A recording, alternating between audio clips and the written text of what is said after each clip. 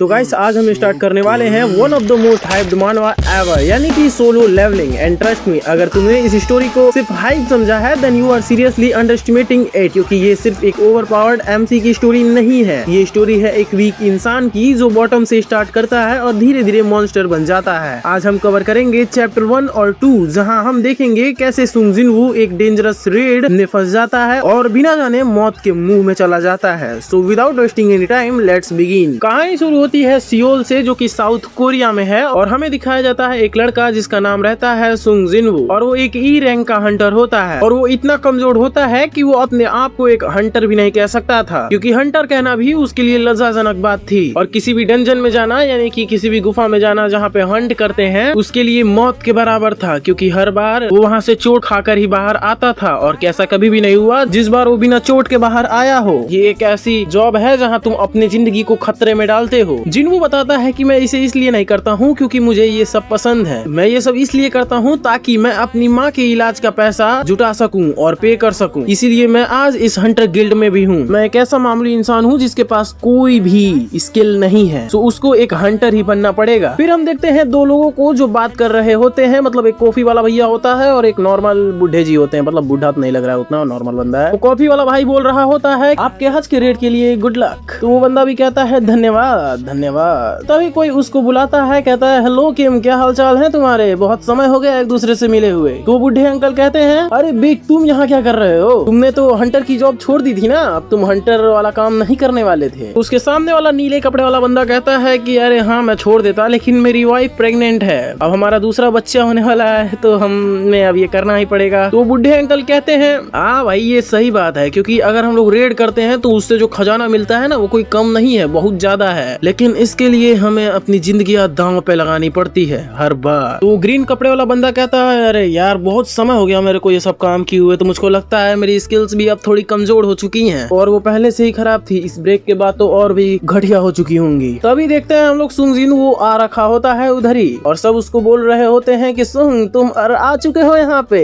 यहाँ तो थोड़ी ठंडी है फिर भी तुम काम करने आए हो, भाई अमेजिंग हो तुम, अमेजिंग। सुंग जिनवू कहता है हाँ मतलब ऐसा कुछ नहीं है, आगे बढ़ते हैं। तभी हम लोग देखते हैं मिस्टर किम सुंग जिनवू को बुलाते हैं और कहते हैं सुंग जिनवू यहाँ पे खाना है, आ जाओ भाई। जिनवू कहता है अरे थैंक यू मिस्टर किम मेरी इतनी चिंता करने के लिए। तो हरे कपड़े वाला बंदा कहता है अरे भाई इसकी इतनी इज्जत क्यों है, सब इसका बोलबाला कर रहे हैं, अरे भाई लगता है ये सबसे स्ट्रॉन्गेस्ट है इस हंटर्स की फौज में, उसको देखकर सब खुश हो रहे थे। तो मिस्टर किम कहते हैं नहीं नहीं ऐसी कोई बात नहीं है, तुमको पता है उसका निकनेम क्या है, उसका निकनेम है द वर्ल्ड्स वीकेस्ट। तो हरे कपड़े वाला बंदा कहता है वर्ल्ड्स वीकेस्ट, भाई स्ट्रॉन्गेस्ट क्यों नहीं है। तो मिस्टर किम कहते हैं जो सबसे स्ट्रॉन्गेस्ट है उसको एस रैंक का हंटर कहा जाता है, और सुंग जिनवू तो इतना कमजोर है कि अगर वो ई रैंक के डंजन में भी जाए तो वहाँ पे भी वो चोट खा कर आ जाएगा, वो इतना ज्यादा कमजोर है। तभी वो लाल जैकेट वाला बंदा कहता है अगर मतलब ये यहाँ पे है तो जिस डंजन में हम लोग जाने वाले हैं वो सबसे कमजोर डंजन है। तभी मिस्टर किम कहते हैं अरे भाई अब ये सब बंद करते हैं, उसको ये सब सुनाई दे रहा होगा। तभी हम जिनवू को देखते हैं, वो कहता है अरे बेवकूफो मेरे को ये बातें तभी से सुनाई दे रही थी, लेकिन मैं कुछ कर नहीं सकता हूँ। और सिंह जिनवू कॉफी वाले शॉप पे जाके कहता है क्या मुझे एक कप कॉफी का मिलेगा। तो कॉफी बनाने वाला भाई कहता है कि नहीं अरे यार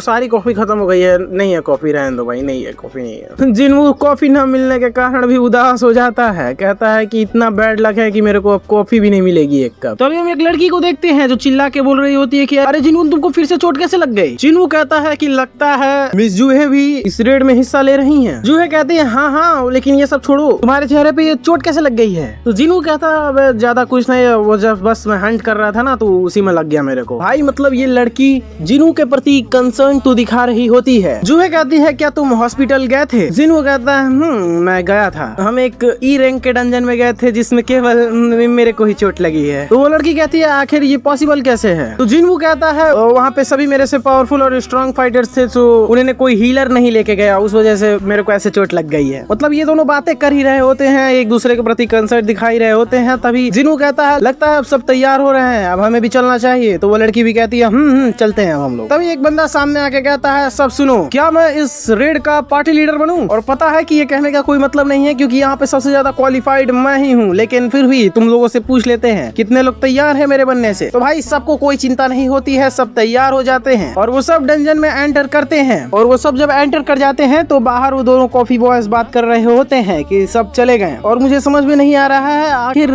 वो जिन्वू इस हंट में क्या करने गया था और आखिर हमने उसे क्यों कॉफी नहीं दिया जबकि हमारे पास कॉफी था। तो उसके बगल वाला बंदा कहते हैं अरे यार वो सबसे वीकेस्ट हंटर है, वो ई रैंक की कैटेगरी में आता है और मुझे ये बताओ कि आखिर ये डंजन किस कैटेगरी का है। तो उसके बगल वाला बंदा कहता है कि उन्होंने कहा है कि ये शायद डी रैंक का डंजन है और मैंने भी कभी संग जिन्वू को नहीं देखा है कि वो कभी भी रेड से बाहर आया हो और उसके शरीर पे चोटें ना लगी हूँ। वो हर बार घायल होकर ही बाहर आता है और ये एक डी रैंक डंजन है तो इसमें कुछ होने का कोई खतरा ही नहीं है इन सबको। और बस इधर ये सब बोल रहे होते किसी को कोई खतरा नहीं होगा और अंदर भाई अभी तक संग जिन्वू को तो भाई लग चुकी होती है चोट और उसको मतलब भाई उसकी गर्लफ्रेंड बोलो भाई, क्योंकि भाई वो गर्लफ्रेंड से कम नहीं लग रही है, तो उसकी गर्लफ्रेंड उसको हील करती है और वो साथ ही में बोल रही होती है आखिर तुम ये हंटर की तरह काम क्यों करते हो, इस तरह फाइट करना तुम्हारे लिए ही खतरा है। संग जिन्वू कहता है मुझे माफ कर दो। तो लड़की कहती है देखो मैं ये सब तुम्हारे माफी के लिए नहीं कर रही हूँ, मैं बस तुम्हारे लिए चिंतित हूँ। और हम देखते हैं वहाँ पे सब एक से बढ़ के एक फाइटर्स होते हैं और एक से करके एक मॉन्स्टर्स को फाड़ रहे होते हैं और वो रेड आखिरकार खत्म हो जाती है और जिन्वू भी हील हो चुका होता है। जिन्वू की गर्लफ्रेंड कहती है आखिर तुम्हारे पास कोई रीजन है क्या ये सब करने का जिसकी वजह से तुम ये हंटर की जॉब छोड़ नहीं रहे हो। जिन्वू एक नकली हंसी के साथ कहता है हाँ भाई मेरे को अच्छा लगता है ये सब करना, अगर मैं ये सब नहीं करूँ तो मैं बोर्डम के कारण मर जाऊंगा। वो मन में ही कह रहा होता है कि इसे मैं अपनी पर्सनल रीजंस नहीं बता सकता हूँ, ये मेरे लिए बहुत ज्यादा एम्बैरेसिंग होगा। तो वो लड़की भी गुस्सा होकर कहती है अच्छा ये फन है, 2 बार अगर मैं तुमको हील ना करूँ ना तो तुमको हेवन में भेज देंगे, 2 रेड में तुम खत्म हो जाओगे बाबू। और इस बात पे जिन्वू हंसने लगता है तो वो कहती है तो हंस क्यों रहा है भैया, तो हंस क्यों मतलब मैं ज्यादा कुछ एक्टिंग नहीं कर रहा हूँ भाई, मैं नहीं करूंगा भाई, मेरी आवाज अच्छी नहीं है भाई, क्या करूँ भाई, आगे बढ़ते हैं भाई। तो अभी हम देखते हैं एक लीडर साहब को, मतलब लीडर ही है ना भाई, ये लीडर है, हाँ लीडर ही था, भूल चुका हूँ भाई, बहुत जल्दी मैं भूल रहा हूँ इस समय चीजें, तो आगे बढ़ते हैं हम लोग। वो कहता है देखो जो मेरे पास है वो है मैजिक कोर जो कि एक मॉन्स्टर को मारने के बाद मिलता है, एक मैजिक कोर जो कि एक सी रैंक मॉन्स्टर से भी मिलेगा, उसकी भी वर्थ बहुत ज्यादा होती है, लेकिन जिन्वू एक ई रैंक का हंटर है सो उसके लिए सी रैंक के मॉन्स्टर्स को मारना असंभव है। भाई तो तू जब कर रहा है तो अपना काम करना, मतलब दूसरे से कंपेयर क्यों कर रहा है, वो कमजोर है तो छोड़ उसको, आगे बढ़ भाई तू। जिन्वू भी ये सब सुन के उदास हो रहा होता है और कहता है कि मेरे को भी एक ई रैंक का मैजिकल कोर मिला है और वो भी इतनी इंजरीज के बाद, और अगर देखा जाए तो मैंने अपनी लाइफ को इस एक छोटे से चीज के लिए लगाया है और इस तरह पैसा कमाना मेरे लिए बहुत ज्यादा बेकार है। तभी पीछे से एक बंदा कहता है कि भाई लोग इधर एक और एंट्रेंस है और हम लोग देखते हैं डंजन के अंदर डंजन। तो जो लीडर होता है वो कहता है कि डंजन के अंदर डंजन, लगता है ये सचमुच में है, और तभी वो अपनी फायर वाली एबिलिटी यूज करके अंदर तक लाइट मारता है और देखता है कि आखिर है क्या अंदर, और देखने के बाद कहता है कि सब मेरी बात सुनो, ये गेट अभी भी क्लोज नहीं हुआ है, मतलब कि इसका बॉस अभी भी जिंदा है, जबकि ये गेट खुला हुआ है तो शायद हो सकता है बॉस उसके अंदर हो। तो देखो ऐसा है तो हम लोगों को नॉर्मल तरीके से हम लोग क्या करते हैं कि गिल्ड के और भी लोगों से बात करते हैं और उनसे कहते हैं कि ऐसी ऐसी बातें हैं, लेकिन अगर यहाँ दूसरे हंटर्स भी आते हैं तो हमें जो प्रॉफिट मिलेगा उसमें से औरों को भी देना पड़ेगा। तो मैं तुम सभी से कहता हूँ कि शायद हमें चलना चाहिए और इस डंजन के बॉस को मारना चाहिए। हाँ मुझे पता है ये बहुत ज्यादा डेंजरस है, सो हम लोग 17 लोग हैं तो हम लोग वोटिंग करा लेते हैं। तो भाई सब कोई वोट करने के लिए तैयार हो जाता है और सब वोट करते हैं और वोट आखिर में आकर 8 आउट ऑफ 8 के